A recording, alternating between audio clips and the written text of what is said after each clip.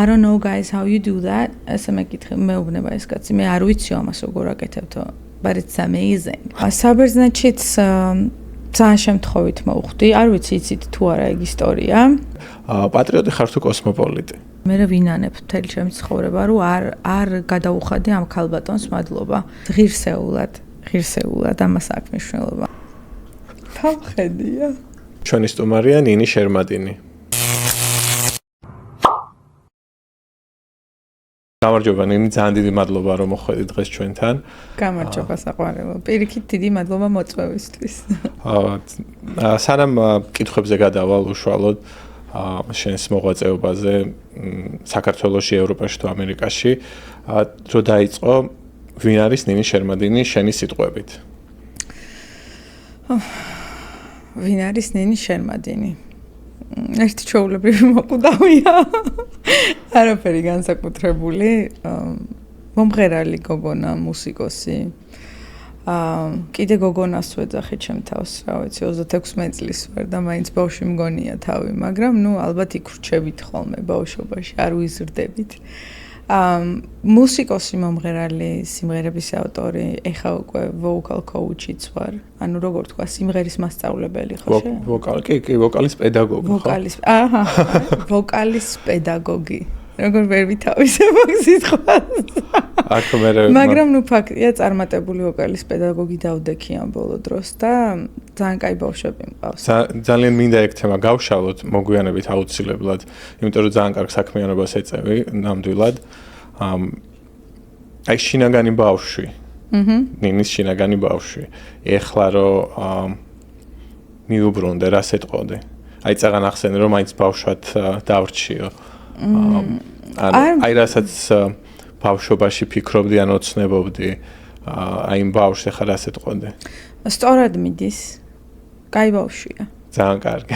მიხარია. ხო, ანუ არ მაქვს რაღაც შენიშვნები ან გავზრდიდი სხვანაირად ან შევცვლიდი, არა, ზუსტად ისეთი იყოს, როგორიც არის. შენი გამოცდილება მუსიკა ცხელა რაკნას. Oh my god. შენი მუსიკალური გამოცდილება საკმაოდ პატარა ასაკიდან დაიწყო, ხო? ნუცა სკოლით რო დავიწყოთ. კაბატონო. აჰა. Okay, ნუცა სკოლიდან რო დავიწყოთ. ნუცა სკოლიდან რო დავიწყოთ, რამდენი წლის იყავი ნუცა სკოლაში რო გადაწყვიტე მონაწილეობის მიღება? 15 წლის. თინეიჯერი. ხო, დედა ჩემამი მიყვანა თმებით. მართლა სრული ამ სიტყვის მნიშვნელობით, იმიტომ რომ მეცით როდის დავიწყე და რომელ დროს, ჯერ კიდე ინდაურებით ჩაწყობა რო იყო. ოციანი და ინდაური. კი, ოციანი ინდაური გოჭის ხორცი, ნამცხრები რაღაცეებით ჩაწყობები ხდებოდა ხოლმე კონკურსებზე რა და გამოცდილი მაქვს ეგ საკუთარ თავზე. ეს ნუცა სკოლამდე. ხო. მე ძალიან ბავშვობიდან მღერი და იქამდე ძალიან ბევრი კონკურსი თუ რაღაცეები გამოვლილი მაქვს და აი ძალიან ხელი მქონდა ჩაქნეული რომ მე არავის შვილი არა ვარ, მე არავინ არ მიცნობს, მე ვის რა თუნდი ვარ. ეგ პერიოდი ხო იცი გარდატეხ სასაგში აქვთ ეგ. მაგას აქში მithumetes. უსამართლობის განცდა გაქვს. მე არავის არ მოვეწონები, მე ვარ უსმენო. იმიტომ რომ ერთ რამოდენიმე პედაგოგს ეგ ნათქვამი აქვს ჩემთვის რომ სმენა არა აქვს. იმიტომ რომ არავინ ინდაური არ მიუყვანა. არ ვიცი, ანუ რა რჯიდათ ეხა ეგ რო ეთქვათ ჩემ მიმისა მარტით, მაგრამ ეტყობა იმათ თვალში უსმენო ვიღავი. შეიძლება დღემდეც ვარ ვიღაცისთვის. ხო არ გახსოვს რა სიმღერა იმღერა კასტინგზე? კი, როგორ არ მახსოვს. იმ პერიოდში Whitney Houston-ი იყო ჩემი ამომავალი წერტილი და საერთოდ ანუ Whitney-ის სიმღერა ხარ ამ დროს, ხო? 15. და Whitney Houston-ის I Will Always Love You ვიმღერე და მე თუ არ ვწდები ქართული სიმღერა ვიმღერე მოვა მაისი. და ნუცამ ეს ბავშვი ჩემთვის მინდაო თქვა და ნუცა სკოლა გაიარე, ფინალამდე მიხვედი, ხო? ფინალისტებში ვიყავი უკვე. და ძალიან ცოტა დაგაკლა გამარჯვებამდე, მერე იყო ჯეოსტარი, ხო? კი. ჯეოსტარი მახსოვს. შენ მე მახსოვ ხარ ჯეოსტარი და ნუცა სკოლას ისეთ დროს გადიოდა ნუცა სკოლა, რომ რეალურად ვერ უყურებდით, მაშინ დილით იყო, ხო და სკოლის პერიოდს ემთხვეოდა ხოლმე და ჩემ მეხსიერებაში შენ ხარ ჯეოსტარიდან. ნუცა სკოლის მერე ჯეოსტარი იყო უკვე უფრო მასშტაბური პროექტი იყო. ხო, მიუხედავად იმისა, რომ ყველა ჯეოსტარელი თითქმის 90% რეალურად ყოფილი ნუცასკოლელი იყო, ხო? ანუ ყველამ გაიარა თითქმის ნუცასკოლა. ხო, ჯეოსტარი იყო ზუსტად ნუცასკოლის მერე, აი დამთავრდა თუ არა, უკვე აღარ მეშინოდა კონკურსების. და ჯეოსტარში ჩემმა ძმამ წამიყვა. თვითდაჯერება შენ გემატა უკვე. თვითდაჯერება არა, უბრალოდ მივხვდი, რომ სამართლიანად შეიძლება გადაწყდეს. ხო, იმედი მომეცა რაღაც, რომ თურმე რაღაც შეიძლება, რომ შევძლო. ყველაზე მეტად რამაც მომხიბლა იყო ჟიურის წევრები. ჩემთვის აი უსაყვარლესი მომღერლები, ვისთანაც კონცერტებზე დავდიოდი და ვართმევდი ავტოგრაფებს. აი ეს ზუსტად ის მომღერლები ისხდნენ ჟიურიში, ნიკა მემანიშვილი და ნატო მეტონიძე იყო მახსოვს, ლიზა ბაგრატიონი, ნუ ესეთი საოცარი მუსიკოსები ისხდნენ და ყველაზე მეტად რამაც მომხიბლა იყო ის, რომ ანუ შეერჩეული ბავშვები ვიმღერებდით ფილარმონიის დიდ საკონცერტო დარბაზში. მინდა შევეხოთ აუცილებლად სანამ ამერიკაში გადმოვალთ საბერძნეთსაც, იმიტომ რომ ერთ-ერთი პირველი ქართველი მონაწილე იყავი, ვინც ასეთ მასშტაბურ სატელევიზიო მუსიკალურ შოუში მიიღო მონაწილეობა, როგორც არის X Factor-ი. კი. და საკმაოდ კარგი წარმატებითაც. X Factor-ის, ბერძნული X Factor-ის გამოცდილებაზეც რომ მოგვიყვე. და თუ მაინც საბოლოოდ საქართველოს დატოვება მოგიწევდა, რატომ არ დარჩი საბერძნეთში მაგალითად მაშინ? ძალიან საინტერესო შეკითხვა. საბერძნეთშიც ძალიან შემთხვევით მოვხვდი, არ ვიცი იცით თუ არა ეგ ისტორია. ჩემი უახლოესი მეგობარია, ესეთი უფროსი მეგობარია, ყველას დედა ეგონა, ლიგია მუშკუდიანი, რომელიც ცხოვრობს საბერძნეთში. მოკლედ ლიგია მაიჩემა, რომ უნდა წაგიყვანო საბერძნეთში, ეს იცი რომელი დროა, ჯერ კიდე ვიზები რო გჭირდებოდა. უნდა წაგიყვანო საბერძნეთში, მარიამი არის ერთი თვის. თუ არა, ერთი თვის არა, ვიტყუებით, 11 თვის, ერთ წლამდეა.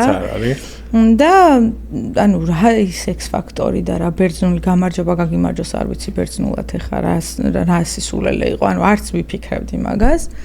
უბრალოდ მეგონა რომ აი რაღაცა თავისი იდეის დონეზე უბრალოდ სურვილებს მიმჟღავნებდა ლიგია. ერთი დღეც არის და მირეკავს, რომ აუცილებლად უნდა ჩამოხვიდე, იმიტომ რომ ამ დღეს გაქვს კასტინგი. ანუ შენგან დამოუკიდებლად როგორ დარეგისტრირდა და ვიდეოებს ტვირთავდა ჩემსას, ფოტოებს, სატელეფონო გასაუბრებაც თვითონ გაიარა. როგორც შენ? ხო. ოღონდ ბერძნულიც ის როგორც ქართული ისე. და ყველას გონია რომ მე ვსაუბრობ ბერძნულად, ხო, ისე. რა კასტინგი მაქვს მეთქი და X Factor-ისო რა, ანუ რა სისულელეა, რანაირად, როგორ. ნუ მოკლედ დაბარებული ხარო production-თან რო გადიხარ, ანუ ერთ-ერთზე. აი იქამდე მივედით. იქამდე გადალახა ლიდიამ და ხა უკვე შენ ჭირდები რომ ჩახვიდე. მოკლედ ჩავედი და სანამ ჩავედი იქამდე დამიწერეს ქართული შრიფტით რას შეიძლება სავარაუდოთ რომ მკითხონ. ბერძნული სიტყვები. ანუ რა შეიძლება რომ მკითხონ და მე რა უნდა ვუპასუხო. ანუ სმენით ჟღერადობით ხო ისწავლი რაღაცას კაჭკაჭივით დაიზეპირებ, რომ ანუ ეს შეიძლება გკითხონ. რა გქვია? რამდენი წლის ხარ? იმღერებ? რას იმღერებ? ნუ იმღერებ რო გეტყვიან, უნდა მიხვდე ერთი სიტყვით დაიჭირო, რომ რას გეკითხებიან და გადახვედი და ვერ გადახვედი. ანუ ეს სიტყვები ვიცი, რომ რაღაცა რომ შევალ რას მკითხავენ გავიგო. პირველი, ანუ როგორც ჩვენ გვაქვს რა გქვია და შენი სახელი ხო განსხვავდება ჟღერადობით ერთმანეთის გამო, შინაარსობრივად არის ერთი. მე ვიცი მხოლოდ რა გქვია. ანუ ბერძნულად პოსელენე. და ეს კაცი პირდაპირ როგორც კი შევდივარ, მეკითხება ტონომასუ. დავიკარგე. რომელიც შენ არ გქონდა ჩაწერილი? აი, დავიკარგე, იმიტომ რომ სავარაუდოდ რა შეიძლება რომ მკითხოს, ისიც არ ვიცი. ერთადერთი ვიცი რომ კი ვეუბნები. ნე. თინა παιδί μου το όνομά σου, ანუ რა ნეო შვილო, ანუ რა კიო, რა ქვიაო. არაფერი არ ვიცი რა უნდა უთხრა. ბერძნული ვიმღერო თუ ინგლისური მეთქი, უკვე ინგლისურად ვეკითხები. აი ხა შენ გადახვედი უკვე კითხვებზე. და ბერძნული ვარიციო? და არა მეთქი, ანუ ინგლისურად მპასუხობს ისიც. არა თქვა, არ ვიცი მეთქი ბერძნული. ვინ გველაპარაკებოდაო, ვინ იყო ეს ვის ვესაუბრებოდაო? მეთქი დეიდა ჩემი. ანუ მოგვატყუეო. მე არა მეუთხარი. მეც მომატყუეს. მე სპერპლი ვარ, მეთქი დეიდა ჩემის. შეიძლება მეთქი ერთი შანსი ხა რამხელა გზაზე ჩამოვედი თქო და ვიმღერებ მაინც და ისე გამიშვით მეთქი რა თუ წასასვლელი ვარ. იქაც ვიმღერე Whitney Houston-ი. კასტინგზე. კასტინგზე. იმიტომ რომ უკვე წარმატებული იყო შენთვის. რა ლაკი სიმღერა იყო ყოველთვის ჩემთვის მიმართლებდა. და მეთქი ვიმღერებ, რადგან აპრობირებულია და ამართლებს. აქაც ვიმღერებ თქო და მაშინ მითხრეს რომ აი მეორე კასტინგი გვაქო ერთ თვეშიო. შენ თუ იმას მაინც მოახერხებო რომ რასაც შეგეკითხებითო ადეკვატური პასუხი ან რეაქცია გქონდესო მაშინ ვეცდებით რომ მესამე ეტაპზეც გადაგიყვანოთ იმიტომ რომ ძალიან ძლიერი მომღერალი ხარ არ გვინდა შენ დაკარგო და ალბათ შოუსთვისაც ესეთი უენო შეიძლება ჭირდებოდა თავის საინტერესო იქნებოდა ახალი ტიპაჟი რეალურად იმათთვის მოკლედ გადავედი მეორე ეტაპზე მეორედან მესამეზე ოღონდ როგორ ვსწავლობდი ბერძნულს რა ტემპით რანაირად არ ვიცი, აი გაჭირვება მაჩვენე და გაქცევას გაჩვენებო, აი ზუსტად ეგ დამემართა, იმიტომ რომ უკვე ბოლოს რო შევხვდი მთავარ ჟიურის წევრებს, ანუ ვინც უნდა სტარიყვნენ შოუში, ვესაუბრებოდი იმ დონეზე, რა თქმა უნდა, დამტროვული ბერძნულით, მაგრამ ყოველ შემთხვევაში მესმოდა, რასაც მეკითხებოდნენ და შოუებში უკვე კომუნიკაცია შეგეძლო უკვე ბერძნულად. კი და ნუ ერთი წლის თავზე ისე ვიცოდი ბერძნული რომ წერ და ვკითხულობ. ხო, ეხლაც რო ამბობდი ბერძნულ სიტყვებს, მეთქი ამბობს რომ არ მესმოდა და აშკარად მე არ ვიცი რეალურად, მაგრამ გამოთქმა მივხვდი რომ ბერძნულად საუბრობ. ხო, ანუ იქამდე მივედით. თავიდან ძალიან სასაცილო იყო შოუებში სანამ სიმღერას დაიწყებ, იქამდე ხო პრომოებია. და ბერძნებს აქვთ რაღაცნაირი מחვილები. თავში დაუსვამ სიტყვას სხვა სიტყვა ბოლოში დაუსვამ ახალ სხვა სიტყვა. ოღონდ ერთი და იგივეა, ერთნაირად იწერება, ერთნაირად იკითხება. უბრალოდ מחვილებში გამოსვაზეა. ნუ ის შეიძლება საგინებელი სიტყვა იყოს. და მე ესე საუბრობდი. პრომოებიდან აგინებდი ხალხს. წერდა როგორ რეიტინგებს, იცი, რომ აი რაღაცა quote-ებს აკეთებდნენ მე ჩემი ვიდეოებიდან და იყო ესე. როგორ მოხდი შენ რეალურად მეორე ადგილი აიღე.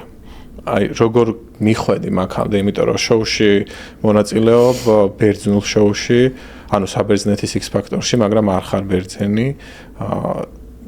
ვის მხარდაჭერა გქონდა? ან მესიჯებით ხდებოდა, კი. ანუ მესიჯებით ხდებოდა და ორჯერ ვიყავი აუთსაიდერი. მთელი ამ ხნის განმავლობაში. მთელი სეზონი. მთელი სეზონი, არ ვიცი, ძალიან ბევრი ლაივი იყო, მე მგონი 14 თუ 16, არ ვიცი, არ მახსოვს. დიდი ხანი საკმაოდ. SMS-ებით იყო, რა თქმა უნდა და მთელი ჩემი გამარჯვება, იმიტომ რომ co-winner-ი ესე გამომაცხადეს. იმ დონეზე ძალიან ცოტა განსხვავება იყო, რაღაც 1%. ჩემსა და სტავროს შორის, რომ როგორც co-winner ისე გამომაცხადეს რა, თანა გამარჯვებული, ანუ იქ პირველი მეორე ადგილი არ იყო, ანუ ორივე ერთ დონეზე გაგვიყვანეს საბოლოო ჯამში, მეც და სტავროც და თლიანად აი ჩემი თავიდან ბოლომდე, პირველი ლაივიდან ბოლო ლაივამდე მე თვლი და ვფიქრობ, რომ იქაური ემიგრაციის დამსახურება. ქართული ემიგრაცია საბერძნეთში. კი, იმიტომ რომ ჩემი გამარჯვება ეძღვნება საბერძნეთში მცხოვრებ ქართულ ემიგრანტებს. რამდენად შეიცვალა ქართული ხალხის დამოკიდებულება შენს მიმართ, ანუ აი ეს მოზღვავებული სიყვარული რეალურად იგრძენი მას შემდეგ, რაც საქართველოს სახელი გაიტანეს საქართველოს ფარგლებს გარეთ. ამის მერე უკვე გახდი ნინი შერმადინი, რომელზეც ქართველი ხალხი მასიურად გიждდებოდა. თუმცა იგივე დონის მომღერალი იყავი მანამდეც, იგივენაირად კარგად ასრულებდი სიმღერებს და შემდეგაც. მაგრამ შეიცვალა ხალხის დამოკიდებულება მას შემდეგ, რაც უკვე ევროპიდან დაბრუნდი. აი, რატომ ხდება ესე, როგორ ფიქრობ, ქართველი ხალხის დამოკიდებულება, რატომ იცვლება მას შემდეგ, რაც საზღვრებს მიღმა გადის მომღერლის სახელი მაგალითად? კარგი კითხვა. იმიტომ რომ ძალიან პატარა ქვეყანა ვართ. ძალიან პატარა ქვეყანა ვართ და როგორც კი ერთი ქართველი გაიტანს ღირსეულად ამას აქვს მნიშვნელობა. ღირსეულად ქვეყნის სახელს ეს არა აქვს მნიშვნელობა, მომღერალია, მოცეკვავია თუ სპორტსმენია. როცა სხვა ქვეყანაში საქართველოს დროშას ააფრიალებს და საქართველო გაჟღერდება გამარჯვებულის სტატუსით მის ფარგლებს გარეთ სხვანაირი სენტიმენტები იღვიძებს მაგ დროს ჩვენში. ანუ მეც ხომ გულშემატკივრია.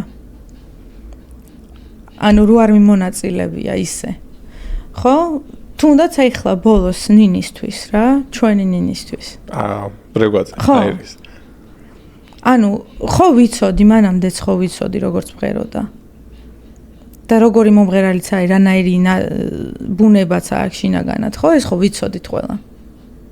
მაგრამ როცა ქართულად ამღერებს სხვას, ქართულად ისაუბრებს ამხელა მასშტაბში, სხვანაირი გრძნობები იღვიძებს ჩვენში. უფრო ამაყი, სხვანაირი პატრიოტიზმი და სხვანაირი პატივისცემა იმ ადამიანის მიმართ, რომელიც გასახელებს სხვა ქვეყანაში. რომელიც შენი ქვეყნის სახელით ასპარეზობს მის ფარგლებს გარეთ.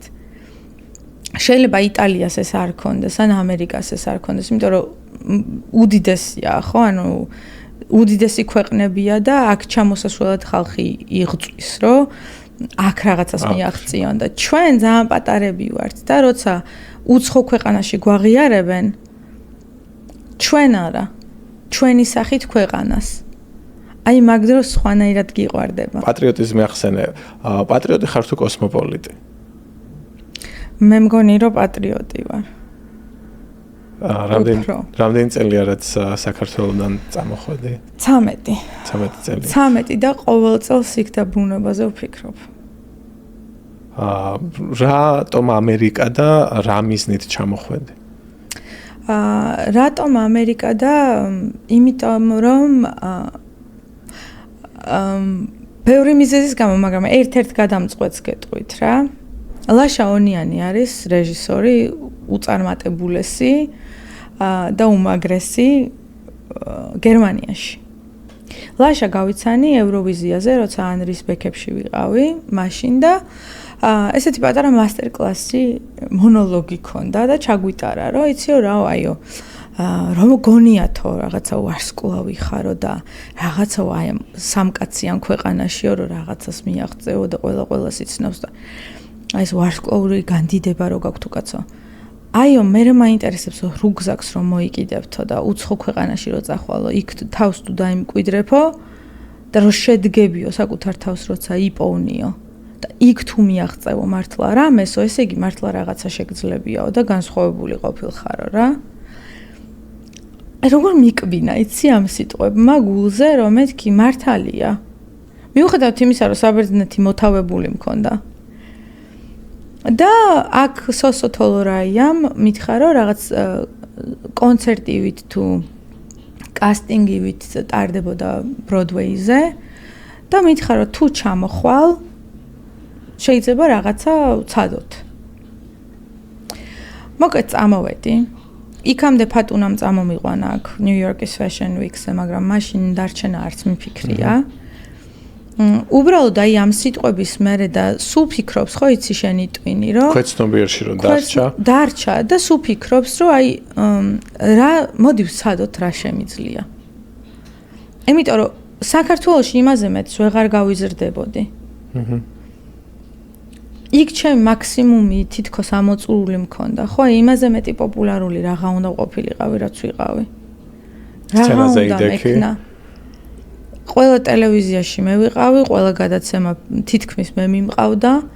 ყველგან კონცერტზე მე ვიყავი, კორპორატიულზე მე ვიყავი. მე რა არის შემდეგ?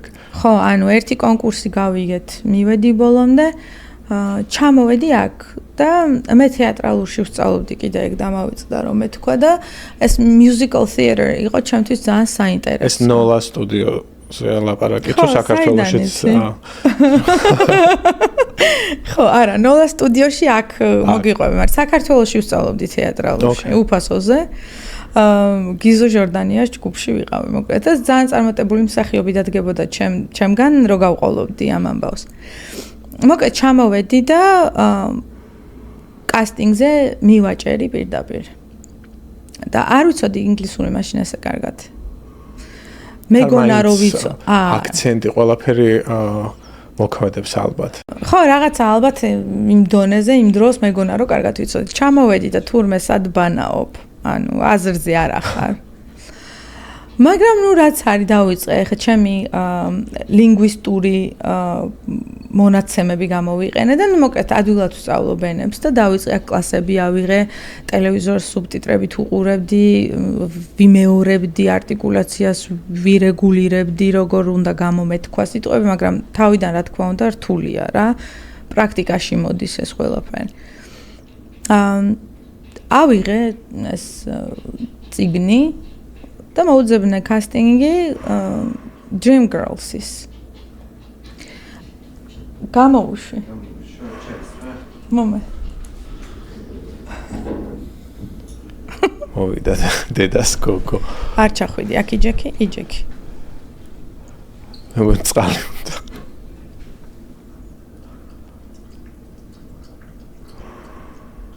ხამხედია.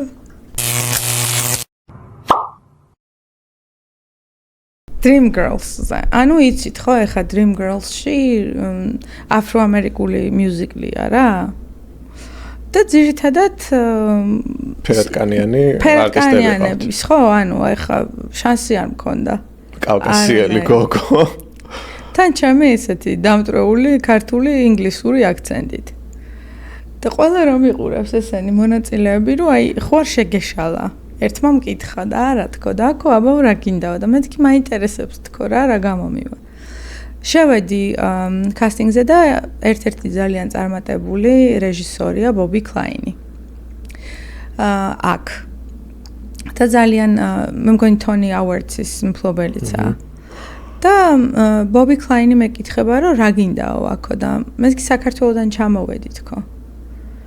მერეო მაინტერესებს რა შემიძლია მეთქი. ანუ თქვენ თუ მეტყვით თქო რომ საიმისოდ კარგი ვარ რომ შემიძლია ამერიკაში რაღაცას მივახციო.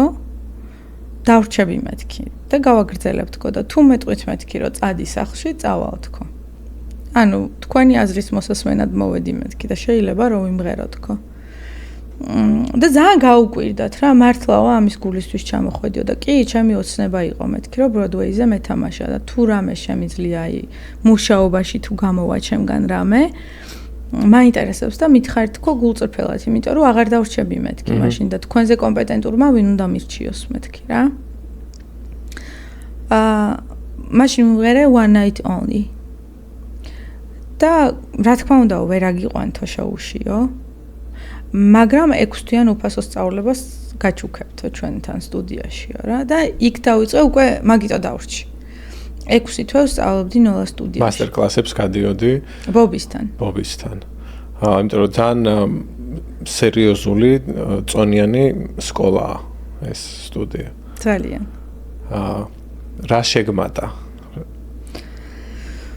თვითდაჯერებულობა პირველ რიგში ვისწავლე როგორ უნდა იმოძრაო სცენაზე როგორი უნდა იყოს მონოლოგი ანუ თეატრალურ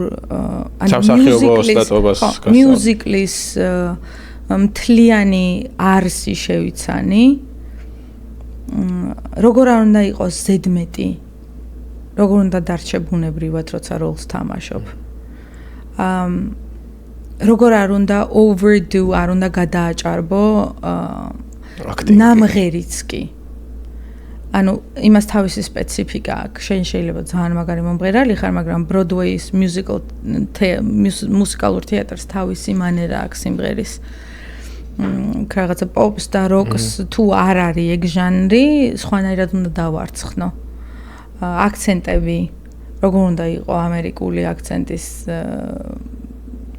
სახიობი, ესე რომ ვთქვათ, გმირი, ან როგორ უნდა იყო British ინგლისურის გმირი. ან ხო, მე ერთ-ერთი როლი მქონდა ესეთი, როცა Frank Prewitt-მა ამიყვანა მთავარ როლზე. Decades of Divas, რუსი ემიგრანტის როლი მქონდა, რუსი დივასი. და ეს რუსული ინგლისური თუ აბარაკობდი, რაც ძალიან წარმატებით გამომდიოდა და აი ძალიან იცინოდნენ. ამერიკაში დაიწყეს სიმღერის წერაც შენ. კი. როგორ მიხვედი ამ კონდიციამდე, ანუ რატო გადაწყვიტე, რომ სიმღერის წერა დაგეწყო, თუ უბრალოდ თავისით მოვიდა სულ გინდოდა და საქართველოში არ ქენიეს თუ აი songwriting-ი როდის და რატო დაიწყე ესეც რომ მოგვიყვე? ეგეც ძალიან კურიოზული სიტუაციიდან გამომდინარე დაიწყო. მოკლედ, მიმინოში უმღეროდი ნიუ-ჯერსიში რა, რესტორანში და იქ ერთ-ერთი ქართველი ქალბატონი უვლიდა იტალიელი პოეტის დედას. მოკლედ, ეს იტალიელი პოეტი დაპატიჟა ამ ქალბატონმა ქართულ რესტორანში მიმინოში, რომ დაეგემოვნებინებინა ქართული სამზარეულო. ამ კაცმა რომ მომისმინა, გაგიჟდა და გადაირია და მე არ ვარო პროდიუსერი, არც მენეჯერი ვარო, არაფერი არ ვარო, მაგრამ რაღაცა ექსესი მაქვს ლეიქაუს აკადემიასთანო და იქნებ ჩავწეროთო სიმღერაო რა. რაღაცა, იმიტომ რომ არ შეიძლებაო რომ ეს ხმა მსოფლიომ არ იცოდეს. მოკლედ დავგეგმეთ ჩაწერა. არა, უბრალოდ სანამ ჩაწერამდე მივიდოდით, იქო ძალიან მაგარი პროდიუსერები არიანო, ჯო სტოუნის პროდიუსერის ისო იქ ჯონ ლეინდროფი და მივიდეთო, იქნებ ხელი მოგკიდოსო. მივედით, ეს კაცი მეკითხება, რომ ძალიან კაიაო, რომ კარგად ბღერიო, მაგრამ ანუ მარტო კარგად სიმღერაო ამერიკაშიო არ არისო რა, ანუ მასე კარგად ბღერიანო ქუჩაში, მეტროში, საოცარი მომღერლები შეიძლება ნახო, მაგრამო გარდა იმისა, რომ ლამაზი ხარ, გავიგეთო, მაგრამ ნუ კიდე აი რა შეგიძლიაო რა, რო გაგყიდოთო დაუშვათ. ანუ შენი რა გაქო? რას გაყიდის, ანუ რითი გაყიდის რეალურად შენ შემოქმედებას რითი გაყიდის? ხო, ანუ წერო სიმღერებსო? და კი მეთქი. ამ დროს ჯერ არ წერ. არა, რა თქმა უნდა. ანუ რანაირად უთხარი, აი როგორ მოვატყუე, რომ ხო შეიძლება ეთქო, რომ მომასვენინეო. აბა მანახე. და მითხრა. ეხლა ვფიქრობ, რომ რა ჯანდაბა უქნა ეხლა, აი ამ წუთას მოთხარით რა არის მეთქი დემო ვერსიაა თქო და ჯერ არ დამიმთავრებია მეთქი პირველი სიმღერაა თქო რა 1-2 ცალი რაღაცა დემო ვერსია მიგდია მეთქი სიმართლე რო გითხრათ არ დამჭირვებია თქო რატო ვიტყუებოდი ესე აი პროფესიონალურად ესეთ დროს არ ვიცი ანუ რა მაიძულებდა რომ ესეთი სიგიჟე ტყუილები მეთქვა და თან ისიც ვიფიქრე რომ მეთქი აი წამოვა გავალი ხა აქედან და ეს კაცი თვალით ვეღარ დამინახავს ვერასოდეს რა ანუ უბრალოდ თავი აქედან გავიდე აი აქედან გავიდე ხა ლამაზად და მე მეთქი იმეილზე ჩაგიყრით თქო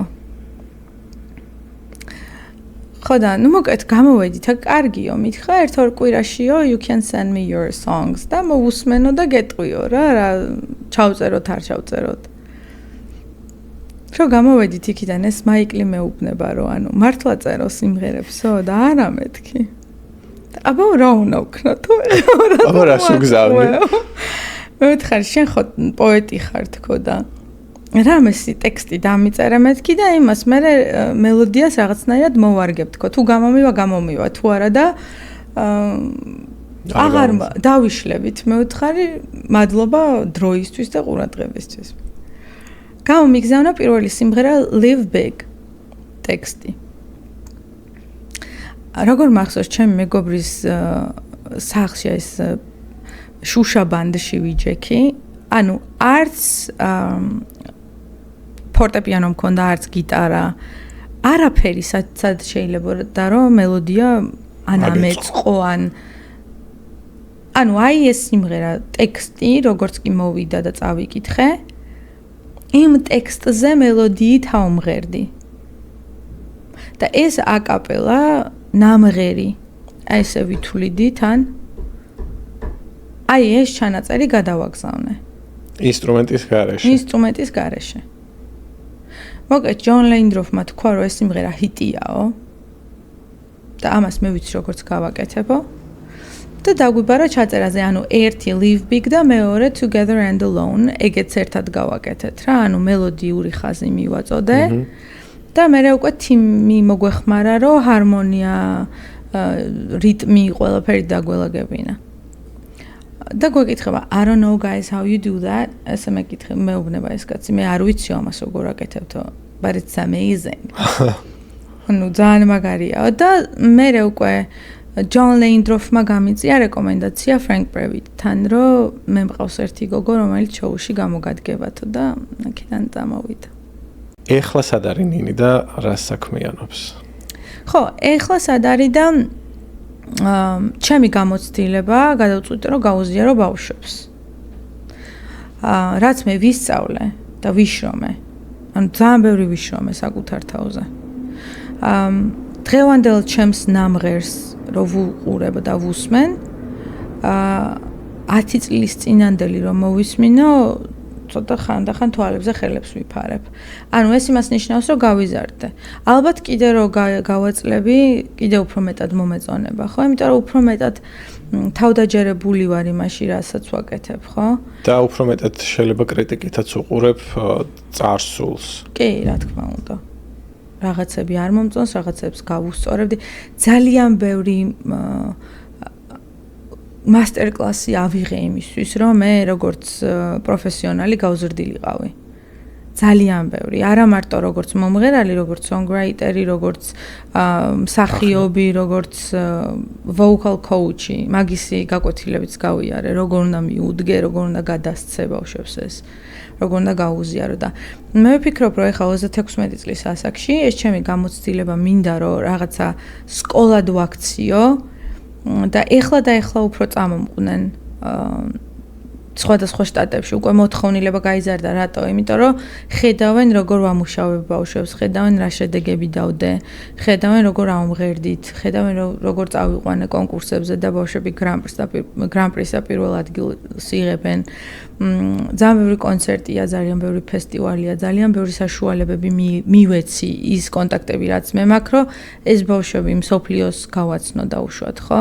და რაღაცა გამოცდილება შეიძინონ და სამ შტატში ვარ უკვე ფაქტობრივად რა, ერთი ვარ, მაგრამ ნუ ორი დღე ყველგან დავდივარ. ფილადელფიაში. უფრო დეტალურად მინდა რომ გკითხო. ანუ სკოლა გაქვს გახსნილი ფილადელფიაში, ნიუ-ჯერსიში და ნიუ-იორკში?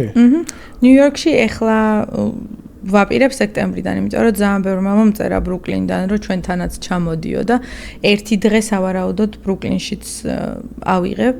Drum and Go-ში ჩემ მეგობარია ნოდო სინაურიძე, იმან გახსნა დრამის სკოლა და იქ მექნება ერთი დღე, სადაც ბავშვებს მივიღებ. ჯერსიში ორ ლოკაციაზე ვარ, ნატალის სკულ აკადემიაში, ორი დღე და ორი დღე ვარ ფილადელფიაში კიდე. JCC-ის ძალიან დიდი ცენტრია და ნუ იქ მექნება ჩემი ოთახი, კერდა როგორც არის დარბაზი, სტუდია, ხო. და ერთი ინდივიდუალურია, ჩემთან დადიან სახლში ბავშვები კიდე ერთი დღე. რა მაინტერესებს იცი, გარდა ამ შენი მუსიკალური პედაგოგის მოღვაწეობისა, ეხლა რასაც ეწევი, როგორც მომღერალი ამ კუთხით რაიმე გეგმები თუ გაქვს? კი. და თუ შეიძლება რომ ამაზეც მოგვიყვე. რა თქმა უნდა. ეხლა ზამთარში გეგმავ ჩემს საავტორო სოლო კონცერტს. რაც არასოდეს არავის არ მოусმენია. რამოდენიმე სიმღერა კი იციან, მაგრამ დარწმუნებული ვარ, რომ არ იციან, რომ ჩემია. ესე მასიურად. და იმდენი მაქვს კიდე დაწერილი დემო სახლში. რომ უბრალოდ ყველა მიცნობს, რომ როგორც კარგ მომღერალს ისე რაღაც ქავერებთან ვასოცირდებოდი სულ აი კონკურსებიდან გამომდინარე რა. არასოდეს შემიყვარდები იციან, ერთი ანრის დაწერილი ჰიტია, რა ვიცი, საშვილიშვილო სიმღერა დამიწერა. და ერთი ეგიციან ქართული ჰიტი, რაც დღემდე ყველა მღერის და მართლა უკვდავი სიმღერა აღმოჩნდა. და უდიდესი მადლობა ამისთვის ანრი ჯოხაძეს. ეს რაც შენია და რაც არა ქავერი. ხო, ანუ ჩემთვის დაწერილი სიმღერაა, მაგრამ არა ჩემი დაწერილი. მე ვთქვი, ჩემი საავტორო არ არის. სამწუხაროდ ქართულ ენაზე ლექსებს ვერ ვწერ. არ ვიცი რატო, ან ვერ ვწერ, ან უბრალოდ მეშინია. ფრთხილობ შეიძლება. ფრთხილობ ქართულ ენასთან და ინგლისური ადვილია, ადვილად ლავირებ სიტყვებით. და ადვილად სამღერებელიცაა. ქართულს ძალიან შინაარსიანი უნდა იყოს, ან ძალიან catchy, როგორ არის ქართულად.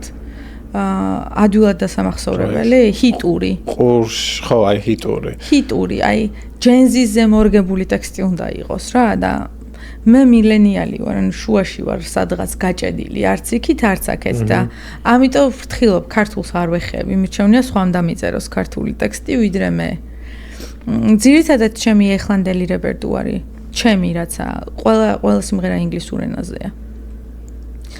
ამიტომ მინდა რომ გავაკეთო, ამოუკრიბო იქიდან საუკეთესოები რაცაა და მოვასმენინო და გავაცნო ხალხს თავი ჩემი შინაგანი სამყარო, ხო? ანუ სიმღერებს რაზე წერ?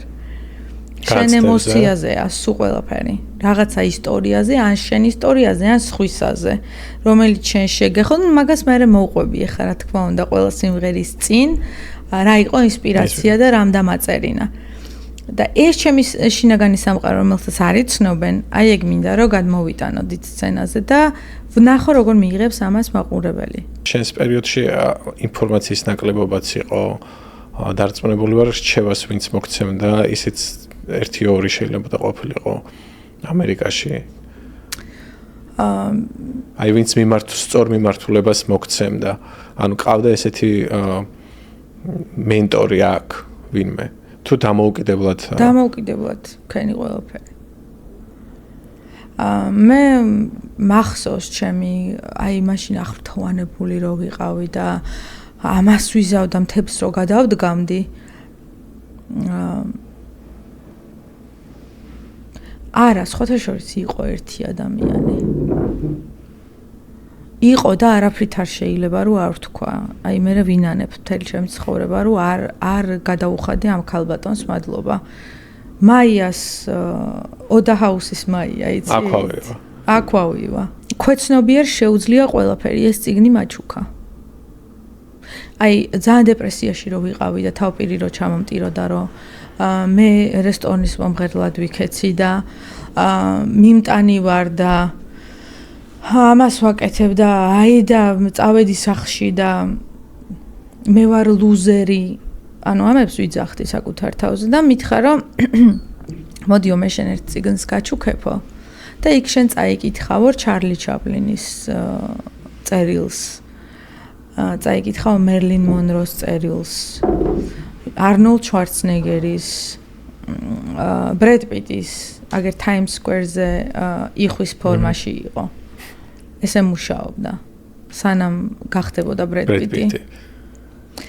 და ქვეცნობიერს სემიუელ ელ ჯექსონს უწერია ესეთი რამე, რომ შორიდანო ბილეთი ვიყიდეო, რომ ოსკარების ცერემონიალსო შორიდან მაინც დავსწრებოდიო.